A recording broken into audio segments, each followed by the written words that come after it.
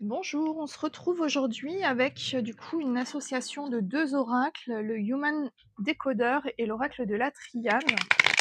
Donc, Human Decoder, du coup, on est vraiment sur un oracle qui dresse en fait des profils de personnes. Alors, soit vous, soit une autre personne. Et je pense qu'on va parler du coup de cet archétype, ou en tout cas, enfin voilà, je sais pas. On m'a dit de prendre du coup ces deux oracles, j'ai pris ces deux oracles, on va voir du coup le message qui veut sortir.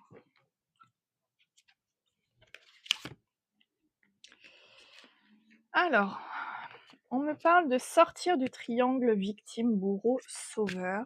Très bien.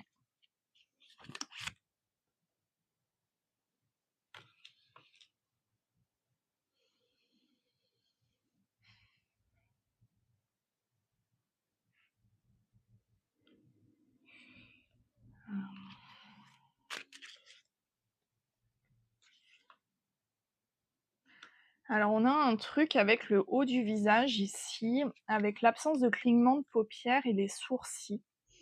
Ce que je ressens ici, c'est que l'absence de clignement de paupières, c'est un peu le côté un peu lavage de cerveau. J'ai cette image-là qui me vient parce que ça faisait partie des process barbares pour mettre en fait des pensées qui nous appartiennent pas ou quoi que ce soit pour reformater. Du coup, on mettait les yeux ouverts face à une vidéo. Enfin bref.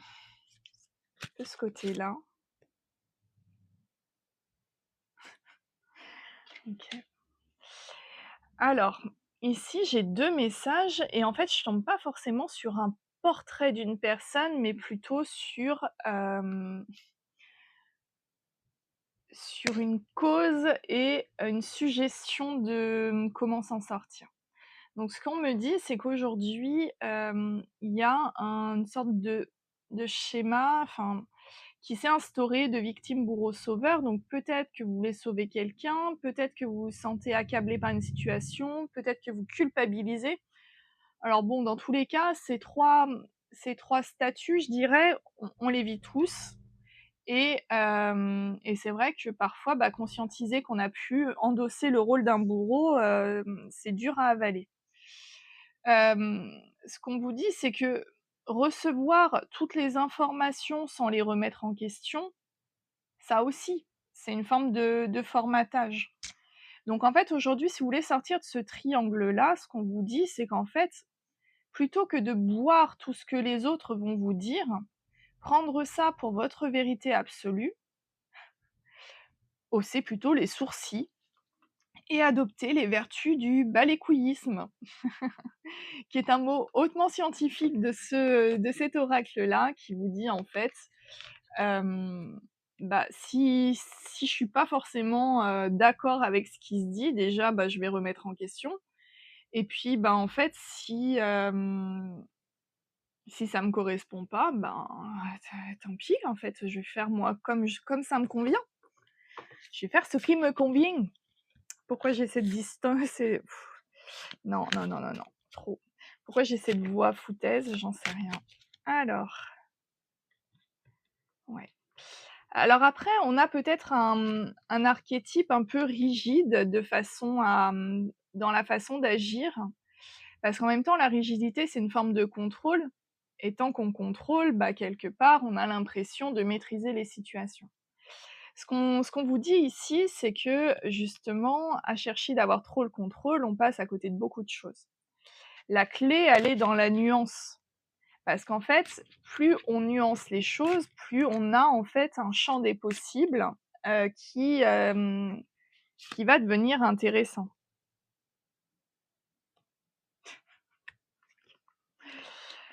Là, ici, on a la carte de la connerie est contagieuse. Elle est sortie à l'envers, ce qui me dit, moi, que du coup, il y a eu beaucoup de paroles un peu foutaises que vous avez pris pour argent comptant ici, ou en tout cas la personne pour qui ce tirage parle. Et en fait, du coup, d'écouter tous ces blablas, tous ces machins, en fait, ça vous a contaminé. Mais la vie, elle est ni noire ni blanche. Elle est, pleine de couleurs, elle est parfois injuste, en tout cas d'un point de vue, visuel à un moment donné, mais en fait, tout prend sens à un moment et on voit, que même, si on souffre, même si on a souffert, même si on a été injuste dans une situation, même si on a voulu porter des situations en notre nom, on se rend compte, que notre entourage, hem, a peut-être joué un rôle, en tout cas, on a pris certaines des vérités de notre entourage comme, comme paroles d'évangile. Sauf que ici, ce n'est pas ça. C'est qu'en fait, on vous mettait des idées un peu à la con, quoi. On vous dit d'arrêter d'être dans le mental et de, manifester dans la matière, notamment, grâce à l'imaginaire. Donc ce qu'on vous dit, c'est que, hem, pour vous reconnecter avec vous, pour savoir en fait quelle est votre propre vérité, hem, ce qu'on vous dit, c'est que la création va vous y aider. Exprimez votre imaginaire, en créant, donc ça peut être, de la musique, ça peut être du chant, ça peut être du modelage, ça peut être, un peu tout et son contraire en fait, ce qui, même du jardinage en fait, c'est quelque chose qui va vous éteindre un peu toutes ces voix parasites qui ne vous appartiennent pas et ce qu'on vous dit, c'est que du coup, de solliciter l'imaginaire, vous allez sortir de cette vision tronquée. Et on me dit que les mots ont un pouvoir, c'est-à-dire que la façon dont vous vous exprimez avec les autres et avec vous-même est très significative. Ce qu'on vous dit, c'est d'observer la façon dont vous communiquez. Quels sont les mots que vous utilisez? Quel est le mot que vous utilisez le plus, par exemple, quand vous vous adressez aux autres? Si c'est le oui mais, alors voilà. Pourquoi souhaites-tu, par exemple, te justifier tout le temps? Qu'est-ce que ça signifie en toi? Si c'est, toujours d'incriminer l'autre, qu'est-ce que ça dit de toi? Si c'est de penser des choses négatives en disant: «Bon, bah, voilà, moi je suis pas assez, ça va pas fonctionner», pourquoi le penses-tu? D'où ça vient?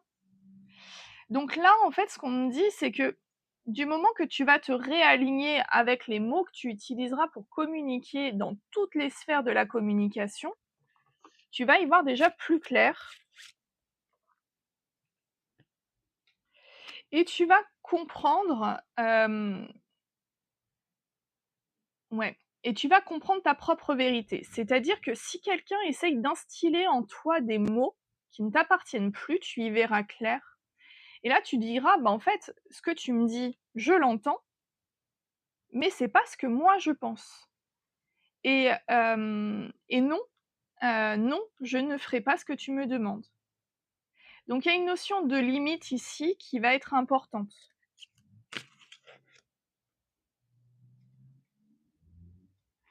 Parce qu'on a en fait une recherche ici d'harmonie, j'entends. Alors, il y a en fait un juste milieu à trouver ici entre l'harmonie intérieure et le côté expansif et partagé avec les autres. On a ce côté, actuellement, j'ai l'impression qu'on est plus dans une énergie en fait de diffusion, plutôt que de ressenti intérieur. Et là, en fait, on a vraiment un équilibre à trouver, dans ces 2 pôles. Quelque part, on a le yin, on a le yang, en schématisant un peu le truc, quoi. Ouais, de quitter un peu cette figure du bon petit soldat qui s'exécute, de prendre son temps aussi, d'arrêter d'être toujours dans l'urgence ou peut-être de répondre aux urgences des autres. Alors ici, j'ai les jambes croisées à l'envers.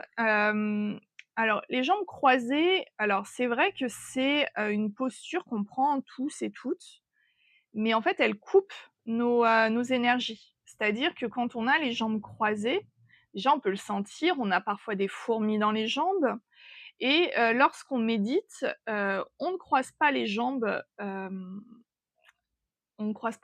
pour que l'énergie circule en nous. Donc ici, ce qu'on me dit, c'est que c'est important de ne faire qu'un, de ne faire comme un tunnel en fait d'énergie, sans qu'il y ait rien qui coupe au milieu. Non, il y en a 2. Ouais, le besoin. Alors, bon, du coup, celle-ci, elle ressort. Trouver le besoin derrière la demande. C'est-à-dire que quand on va s'adresser à vous, la façon dont on va s'adresser à vous, va, vous donner les clés de savoir ce que l'autre attend. Parce qu'en fait, dans les interactions, rien n'est gratuit malheureusement. Les autres en général, ou en tout cas même nous, hein, on a pu adopter ce genre de posture.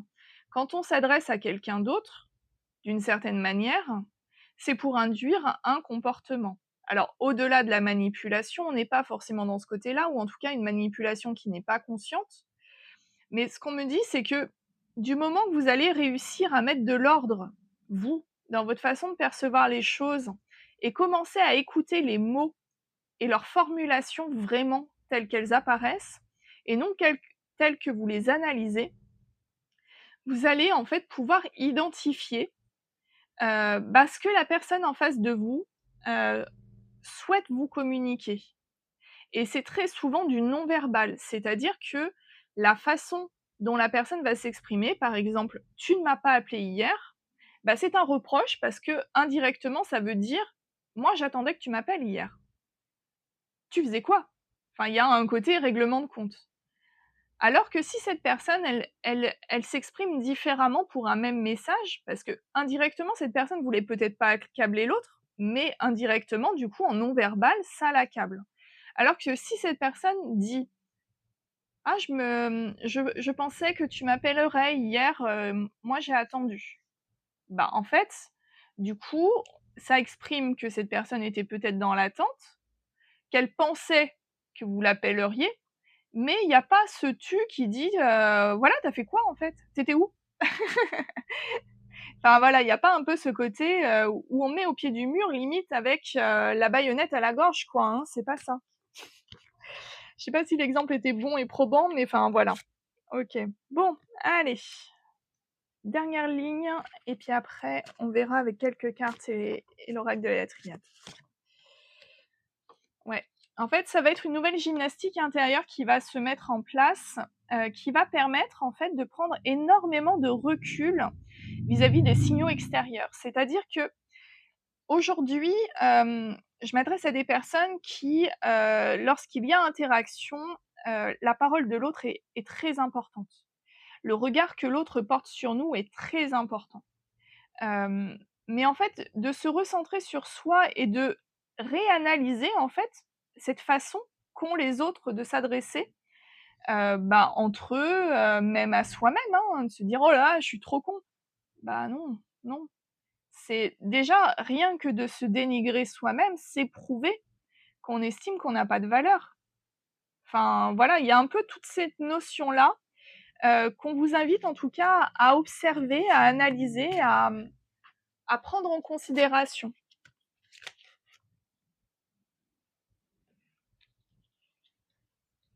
Ouais, et là, on est aussi dans une règle essentielle en communauté, c'est-à-dire que du moment qu'on donne, il doit y avoir un juste retour.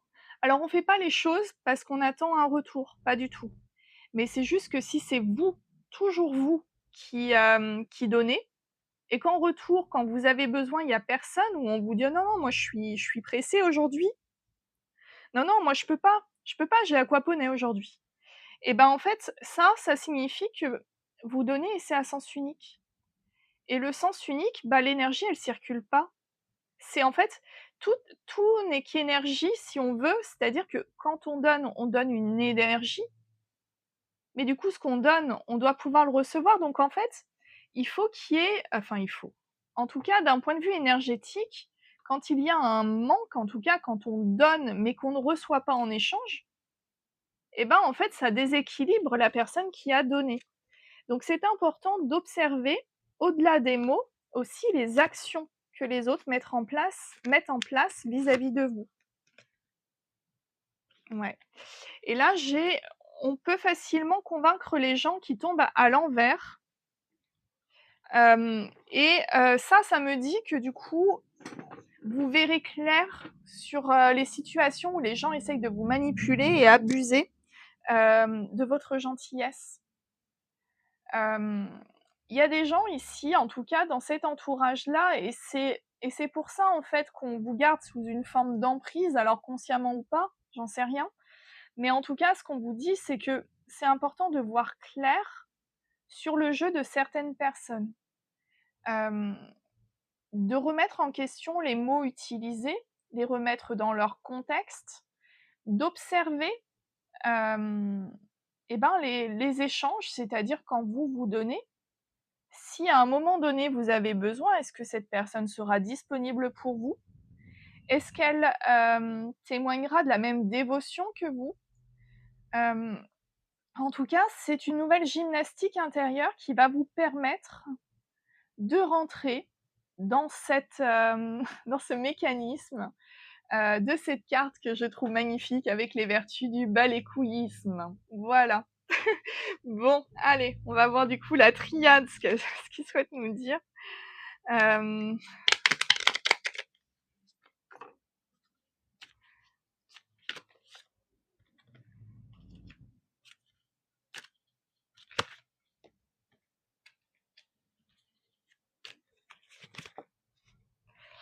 OK.